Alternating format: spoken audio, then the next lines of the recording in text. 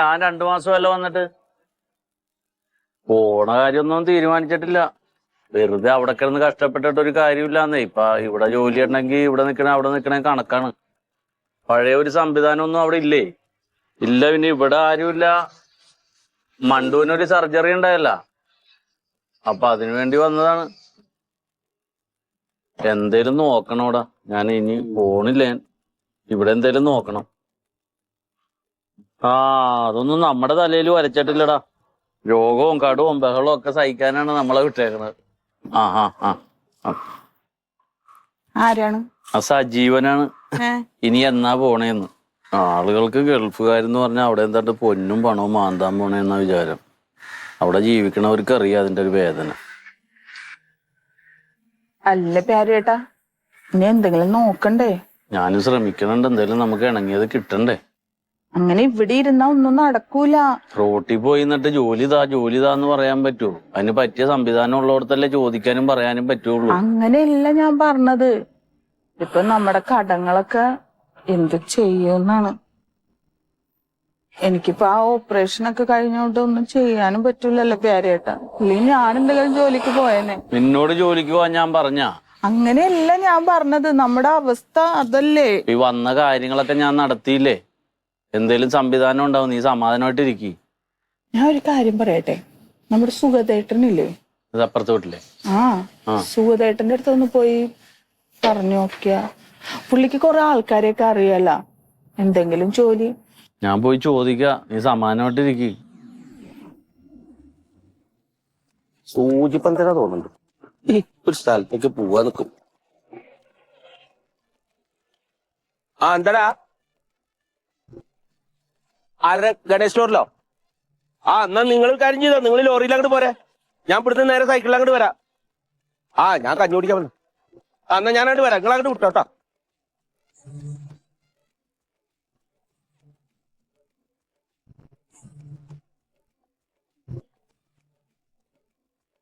സുധേട്ടാ.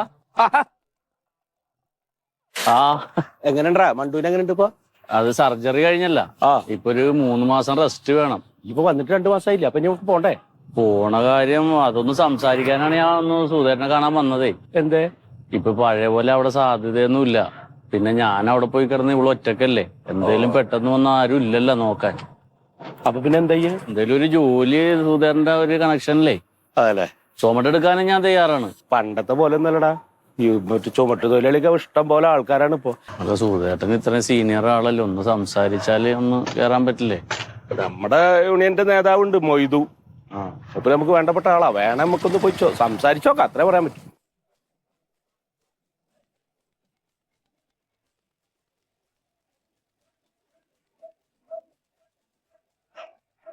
വിളിക്കണം. വിളിക്കണം. അന്നതാ ഈ ഫോൺ എടുക്കില്ല എനിക്കറിയാം. പിന്നെ അന്റെ കളിയൊക്കെ എനിക്ക് മനസ്സിലാവുന്നുണ്ട്. എന്റെ യൂണിയനിലെ ആൾക്കാരെ അന്റെ യൂണിയനിലേക്ക് വിളിച്ച് ഓർക്ക് ഒരുപാട് വാഗ്ദാനങ്ങൾ കൊടുത്ത് അങ്ങോട്ട് ചേർക്കുന്നുണ്ടെങ്കിൽ അത് വേണ്ട. അത് എനിക്ക് നല്ലതിനല്ല ഞാൻ പറഞ്ഞുതരാം മന്മത. ഒറ്റക്ക് മാർക്കറ്റ് പിടിച്ചെടുക്കാനാണ് ഉദ്ദേശമെങ്കിൽ ആ മാർക്കറ്റിൽ ചോരപ്പഴി ഒഴുകും. മൊയ്തുവിന്റെ തനി സ്വഭാവം അറിയും. ഞാൻ പറഞ്ഞുതരാം. ശരി. ഫോൺ റിങ്ങിനുണ്ടല്ലോ. ഫോൺ വിടേക്ക്.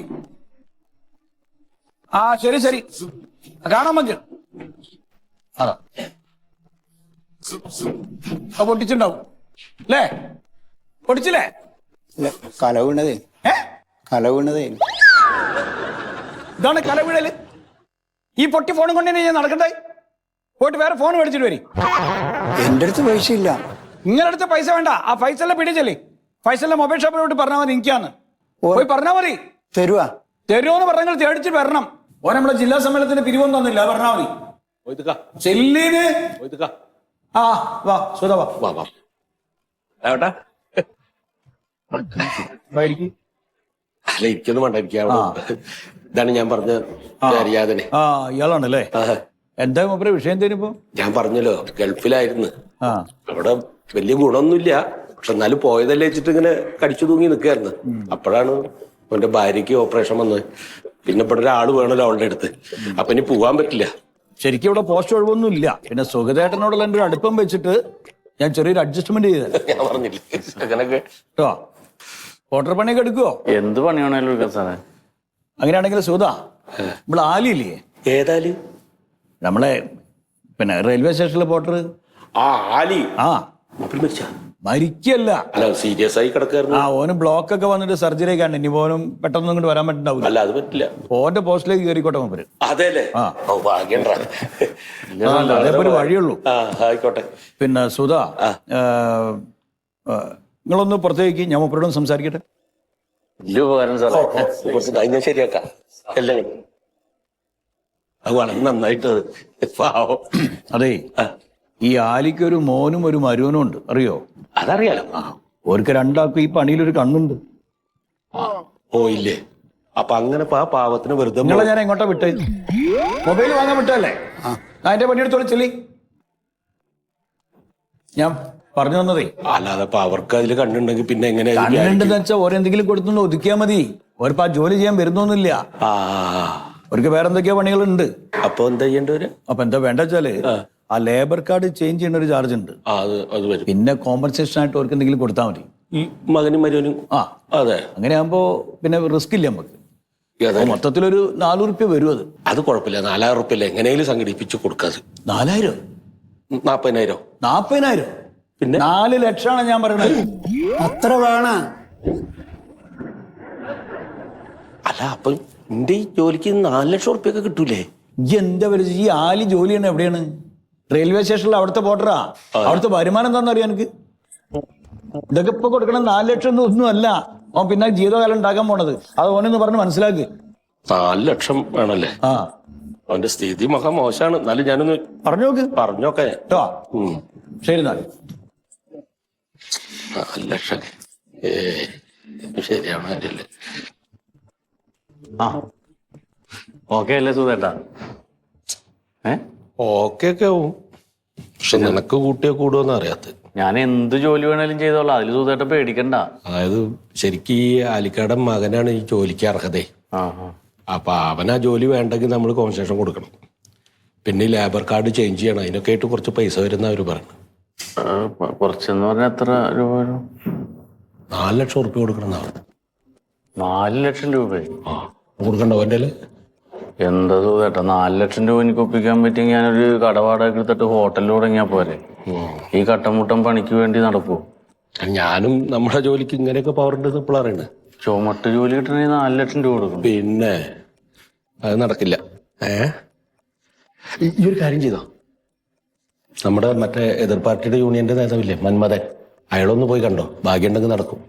മന്മഥൻ എനിക്ക് അങ്ങനെ പരിചയമൊന്നുമില്ല. എന്റെ അച്ഛനൊക്കെ അയാളുടെ പാർട്ടിയിലെ മെയിൻ പ്രവർത്തകനായിരുന്നില്ലേ? നീയും ചെറുപ്പത്തിൽ കൊടി പിടിക്കാനൊക്കെ പോയിട്ടില്ലേ?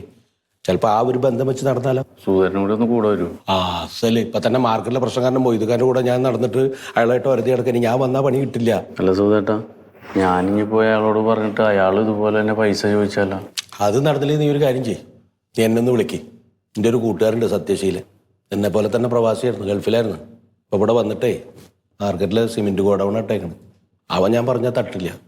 എന്തായാലും എനിക്ക് പണി കിട്ടും. രാഘവേട്ടാ, രാഘവേട്ടാ, ഇങ്ങോട്ട് വരി, ഇങ്ങോട്ട് വരി, ഇങ്ങോട്ട് വരീന്ന്.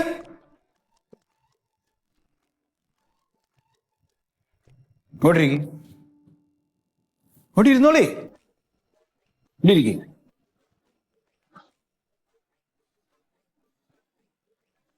ഈ ഒളിച്ചും പാത്തൊന്നും നോക്കണ്ട. ഇവിടെ ഇരുന്ന് കാര്യങ്ങളൊക്കെ നിങ്ങൾ അങ്ങോട്ട് തീരുമാനിച്ചോളൂ കേട്ടോ. ഫോണൊക്കെ ഞാൻ മാറ്റിക്കോളാം പോയിട്ട്.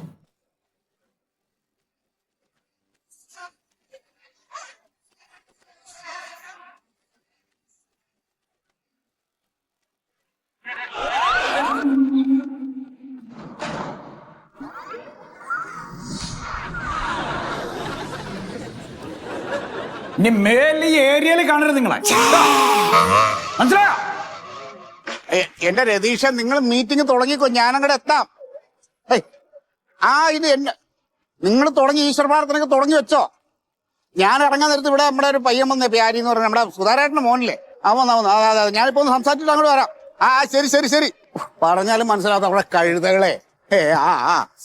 അപ്പൊ എന്താ വെച്ച് കഴിഞ്ഞാല് ഇപ്പോ ഒരുപാട് പേര് വെയിറ്റിങ്ങിലുണ്ട്. ഇപ്പൊ 10-100 പേര് തന്നെ ഇപ്പൊ ഓൾറെഡി നമ്മുടെ ഇതിൽ നിപ്പുണ്ട്. പിന്നെ ഞാൻ ചോദിച്ചോട്ടെ, ഈ സ്കൂൾ അല്ലെങ്കിൽ കോളേജ് കാലഘട്ടത്തിൽ എന്തെങ്കിലും നമ്മുടെ ജാഥയിലോ അല്ലെങ്കിൽ ബസ്സിന് കല്ലെറിയാനോ അങ്ങനെ എന്തെങ്കിലും സമരത്തിലോ എന്തെങ്കിലുമൊക്കെ പങ്കെടുത്തിട്ടുണ്ടോ? ഇല്ല അങ്ങനെ ഒരു കുഴപ്പം ഞാൻ ഉണ്ടാക്കിയിട്ടില്ല. ഇല്ലേ? ഇല്ല. ഹായ്. എന്തെങ്കിലും ജയിലിൽ കിടന്നിട്ടുണ്ടോ? അടി വെട്ടു കുത്ത് അതിലെന്തെങ്കിലും പങ്കെടുത്തിട്ടുണ്ടോ? ഇല്ല മാനുവേട്ട, അച്ഛൻ നിങ്ങളുടെ പാർട്ടിയുടെ ആളായിരുന്നല്ലോ. അച്ഛൻ ആന ഉണ്ടായിരുന്നു പറഞ്ഞു മോന്റെ കുണ്ടിയിൽ മറ്റേ തഴമ്പ് വരുമോ? അത് വരില്ലല്ലോ. അപ്പൊ അതല്ല നമുക്ക് വേണ്ടത്. വോട്ട് ഞാൻ ചെയ്യാറുണ്ട് എല്ലാ തവണ. ഓട്ടെ എല്ലാവർക്കും ഉള്ള ഇവര് ഒരു ഓട്ടുണ്ട്. രക്തസാക്ഷി ഉണ്ടാ വീട്ടില്? എപ്പം ഉണ്ടായിനാ? ഏതെങ്കിലും കൊല്ലം ഇല്ല. അപ്പൊ അതെ, ഇതിപ്പോ എന്താ വെച്ച് കഴിഞ്ഞാലേ നമുക്ക് ഇപ്പൊ അങ്ങനെ ഉള്ളവരെ നമുക്ക് പരിഗണിക്കാൻ പറ്റുമോ? അപ്പൊ ഈ അങ്ങനെയുള്ള ഒരു യോഗ്യതയില്ല. കാരണം ഇനിയിപ്പോ എടുത്ത് നമ്മൾ ട്രെയിനിങ് തരാനൊന്നും അതിനുള്ളതല്ല ഞങ്ങളുടെ പ്രസ്ഥാനം. അങ്ങനെയുള്ള സംഭവം അല്ല. അവിടെ തൽക്കാലം വേറെ തിരിച്ച് ഗൾഫിൽ തന്നെ കയറി പോകാൻ നോക്കാം. അതല്ലേ നല്ലത്. അവിടെ പോയാൽ പിന്നെ ഉപ്പ് സത്യാഗ്രഹത്തിൽ പങ്കെടുത്തില്ല. അതും രണ്ട് മുദ്രാവാക്യം വിളിച്ച് കാണിച്ചു കൊടുത്തു. അത് നാളെ വിളിക്കാനുള്ള ഞാൻ നമുക്ക് പരിശീലിപ്പിക്കാനുള്ള സമയമല്ല. അതാണ് നമ്മുടെ സംഘടന. അത് അറിയാത്തോണ്ട്. ഹലോ, ഞാൻ ഇറങ്ങി വണ്ടി എടുക്കാൻ പറയും. ഇറങ്ങി. ഓ ശരി. എത്തി.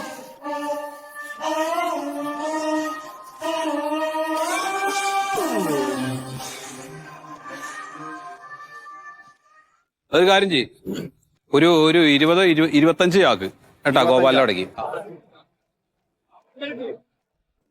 ഞാൻ അവിടുന്ന് പോയി വലിക്കുക പുതിയ ലോഡ് വന്നതല്ലേ.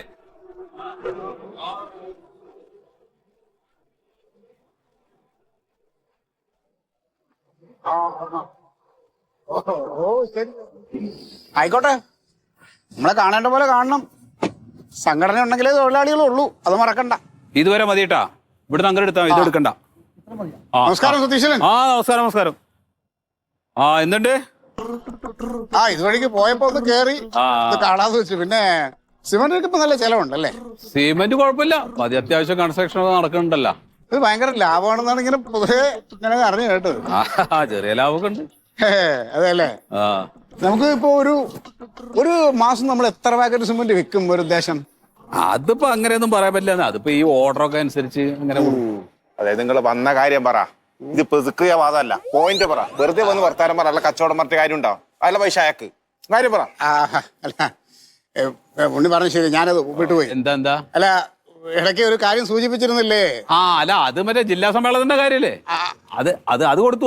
പിരിവ് കൊടുത്തു. അല്ല അതല്ല വേറെ കാര്യം പറഞ്ഞില്ലേ?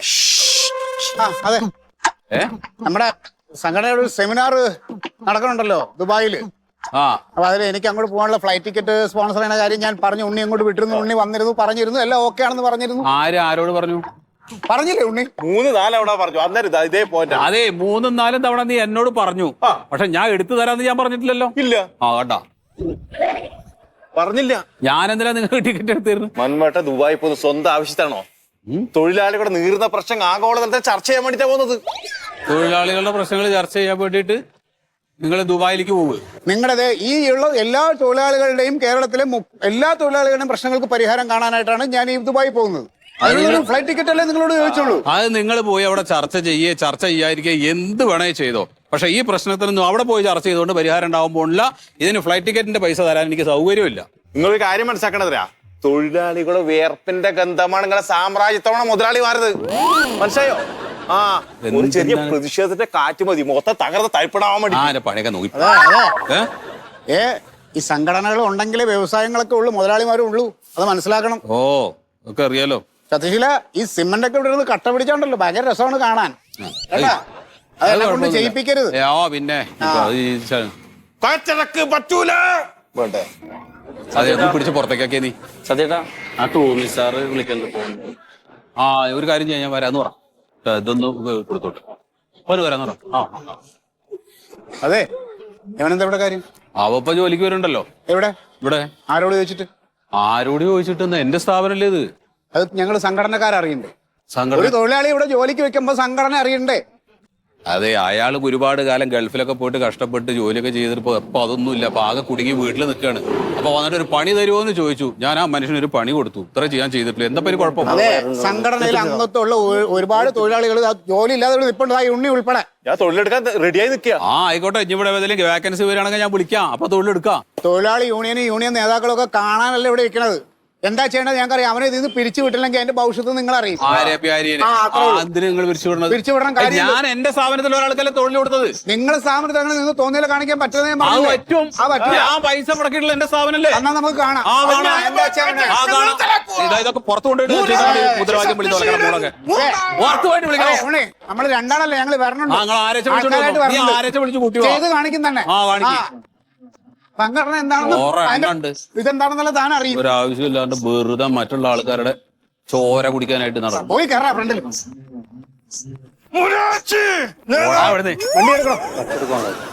എന്താ ചേട്ടാ എന്തിനുള്ള പണി ഞാൻ വെച്ചിട്ടുണ്ട്. ഒന്നുമില്ല, ഓൻ തൊഴിലിവിടെ ഇന്നിവിടെ എടുത്തത് വലിയ പ്രശ്നമാണ് തൊഴിൽ സംഘടനയിൽ. ദൈവം മാത്രല്ല വേറെ കുറെ അങ്ങനെ തിന്നൂല തീറ്റിക്കൂല എന്നുള്ള നിലയ്ക്ക്. ഇതിപ്പോ നിങ്ങളിപ്പോ ഇന്ന് മണലായതുകൊണ്ട് ഇപ്പൊ ടിപ്പർ ലോറിയിൽ കൊണ്ടുവന്നാൽ നിങ്ങൾക്ക് തട്ടാൻ പറ്റി യൂണിയൻകാരൊന്നും വേണ്ട, നിങ്ങളുടെ പറമ്പിലേക്ക് വണ്ടി കയറ്റിയിട്ടാണ് തട്ടിയെന്നൊക്കെ അത് ശരിയൊക്കെ ന്യായം തന്നെയാണ്. ഇപ്പൊ നാളെ അതില് പൊട്ടണ വല്ല സാധനങ്ങൾ വല്ല ഓടോ അങ്ങനത്തെ വല്ല സാധനങ്ങളൊക്കെ നിങ്ങൾ അല്ലെങ്കിൽ വല്ല ഈ പറഞ്ഞ മാതിരി ബ്രിക്സോ ഒക്കെ ഇറക്കണ സമയത്തേ അപ്പൊ ഭരണ തേടി പോകുമ്പോ അവര് സമയത്തിന് വരൂല അത്. അപ്പൊ അതൊക്കെ നിങ്ങൾ തന്നെ അത് അവരും പതിനല്ലേക്ക് അവര് യൂണിയൻ എന്നൊക്കെ പറഞ്ഞ അവർ ഇരിക്കുമ്പോ അവർക്കും എന്തെങ്കിലും കാര്യമൊക്കെ വേണ്ടേ. അത്രേ ഉള്ളത്. ഒരു സഹകരണത്തിന്റെ അടിസ്ഥാനത്തിൽ ഞങ്ങൾ പോട്ടെ കേട്ടോ. ആ അതെ നമസ്കാരം സാർ. ആ ഇരിക്ക്. എന്താണ് സാറേ? ആ ഇരിക്ക്. അല്ല പുള്ളി നിന്നോളൂ. ഇരിക്കാൻ പറ്റാത്ത മൂലക്കുരു ഉണ്ടാ? അല്ല ശരിയാണ്, പക്ഷെ ഇവിടെ നിൽക്കട്ടെ. ആ അതായത് ഇപ്പോ ഞങ്ങള് തൊഴിലാളികൾക്ക് വേണ്ടി പ്രവർത്തിക്കുന്ന തൊഴിലാളി യൂണിയന്റെ ആളാണ് ഞാൻ. സാറിന് അറിയാലോ. ആ എന്നെ സംബന്ധിച്ച് സാറ് സർക്കാരിന്റെ ഒരു തൊഴിലാളിയാണ്. ആ അതെ. ആ സാറ് ഒരു തൊഴിലാളിയാണ്. എന്താ വിഷയത്തിലേക്ക് കിടക്ക്? നമ്മുടെ സിമെന്റിന്റെ ഗോഡൌൺ ഇട്ടെങ്ങനെ സത്യശീലനുണ്ടല്ലോ. ആ സത്യശീല. ആ ഗൾഫിലൊക്കെ പോയിട്ട് വന്ന ആള്. ആ എന്താ പറ്റി? അയാളുടെ അവിടെ നിൽക്കുന്ന തൊഴിലാളികൾക്ക് ആർക്കും ലേബർ കാർഡില്ല. അതൊന്ന്. പിന്നെ അന്യസംസ്ഥാന തൊഴിലാളികൾ കുറെ പേര് അവിടെ നിൽപ്പുണ്ട്. അവരൊക്കെ ആരാ എന്താ അവരുടെ പശ്ചാത്തലമോ അവരുടെ തിരിച്ചറിയൽ രേഖകളോ ഒന്നും ഇല്ലാത്ത ആളുകളാണ് അവിടെ നിൽക്കുന്നത്. ഇത് നമ്മൾ ഞാൻ പറഞ്ഞില്ലേ, നമ്മൾ ഈ സത്യശീലൻ എന്ന് പറഞ്ഞ ആളിപ്പോ ലേബർ കാർഡ് ഇല്ലാണ്ട് തൊഴിലാളികളെ നിർത്തി ജോലി ചെയ്തിട്ടുണ്ടെന്നാണ് ഇപ്പൊ നിങ്ങളുടെ അത് ഉറപ്പായിട്ടുള്ള കാര്യമാണ് അല്ലേ? അത് ശരി. ഈ ഭൂഷാധിപത്യം സ്വേച്ഛാധിപത്യം എന്നൊക്കെ കേട്ടിട്ടുണ്ടാ? ഇല്ല, ജന്മിത്വം നാട് വാഴ്ത്തും കേട്ടിട്ടുണ്ടാവുമല്ലോ. എന്താ എന്റെ പ്രശ്നം? അല്ല അങ്ങനല്ല, ഈ ശരിക്കും ഇതിൽ ഒരു ആളാണ് സത്യശീലൻ. ഏടോ ചങ്ങായി, ആ മനുഷ്യനൊരു പ്രവാസിയാണ്. അയാൾ കുറെ കാലം ഗൾഫിലൊക്കെ നിന്ന് പിന്നെ ഗതി പിടിക്കാണ്ടൊക്കെ ഇവിടെ വന്ന് ആ കൊറോണ സമയത്തൊക്കെ കുറെ പൊട്ടിപ്പോയ മനസ്സിലാണ്. ഗൾഫ് രാജ്യത്ത് പോയിട്ട് ഇയാൾ അവിടുത്തെ നിയമം പാലിക്കൂലേ? അപ്പൊ എന്തുകൊണ്ട് നമ്മുടെ നാട്ടിൽ നിയമം പാലിക്കില്ല? അപ്പൊ നമ്മുടെ നാട്ടിൽ നിയമത്തിന് വിലയില്ലേ? അല്ല ഞാൻ ആരും ഭാഗം ചേർന്ന് പറയുന്നല്ല. കണ്ടോടത്തോളം അയാള് നിയമപരമായിട്ടൊക്കെ കാര്യങ്ങൾ പോകണമെന്ന് ആഗ്രഹിക്കുന്ന ഒരാളാണ്. അത് ഞാൻ അന്വേഷിക്കട്ടെ. എന്തായാലും നിങ്ങൾ ഒരു പരാതി എഴുതി തരും. അതെല്ലാം ഇതാക്കിയിട്ടുണ്ട്. സാർ ഇത് കൃത്യമായിട്ടൊന്ന് പരിശോധിച്ചിട്ട് വേണ്ട നടപടികൾ ഒന്ന് കൈക്കൊള്ളണം. അതുവരെ ഞങ്ങള് സംഘടന സമരത്തിലാണ് സാർ. ഞങ്ങൾ അയാളെ അവിടെ പ്രസ്ഥാനത്തിൽ സമരം ചെയ്യും. ഞാൻ എന്തായാലും ഇതൊന്നേ ഉടനെ തന്നെ ഒന്ന് അന്വേഷിച്ചിട്ട് നിങ്ങൾ പറയുന്ന കാര്യങ്ങളൊക്കെ ശരിയാണെങ്കിൽ വേണ്ട നടപടി എന്താ വെച്ചാൽ ഞാൻ സ്വീകരിക്കാം. ആയിക്കോട്ടെ. എന്താ ഞാൻ അന്വേഷിക്കാം കേട്ടോ. എത്രയും പെട്ടെന്ന് നടപടി കൈക്കൊള്ളണം. ആയിക്കോട്ടെ. പാവപ്പെട്ടവന്റെ വേർപ്പാണ് സാറേ.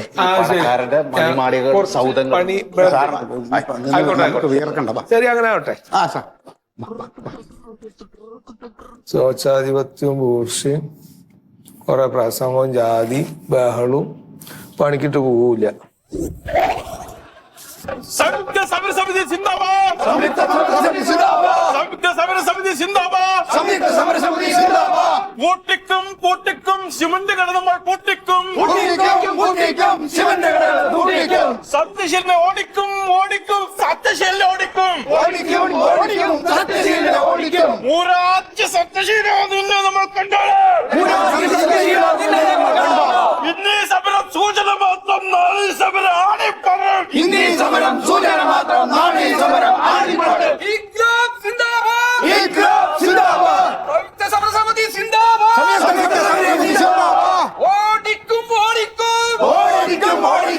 സത്യശീലനെ ഓടിക്കും സത്യശീലനെ ഓടിക്കും. പൂട്ടിക്കും സിമന്റ് കട പൂട്ടിക്കും ഇൻക്ലാബ് സിന്ദാബാദ്. സത്യശീല മൂരാച്ചി ഇറങ്ങി വാടാ ആവാസ. സത്യശീല മൂരാച്ചി ഇറങ്ങി വാടാ ആവാസ. ഊർഷാമുദ്ര സത്യശീല നിന്നെ ഞങ്ങൾ കണ്ടോളാം. എന്താണ് മന്മത ഇത് എന്താണ് സംഭവം? ഓ എന്താ നിങ്ങൾക്ക് മനസ്സിലായില്ല അല്ലേ?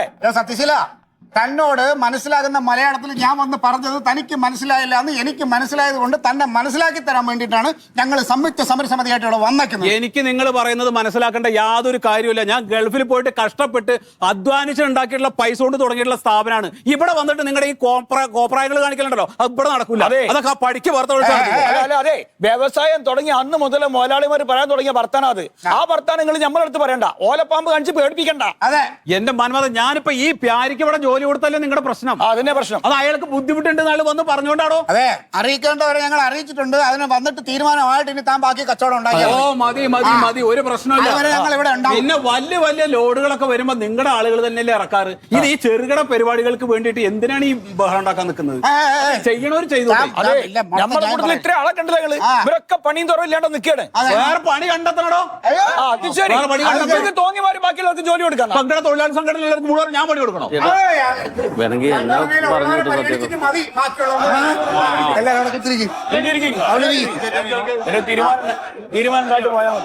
ഒരു പ്രശ്നമില്ലടാ, ഒരു പ്രശ്നമില്ല. അവര് എന്ത് പറഞ്ഞു നോക്കട്ടെ.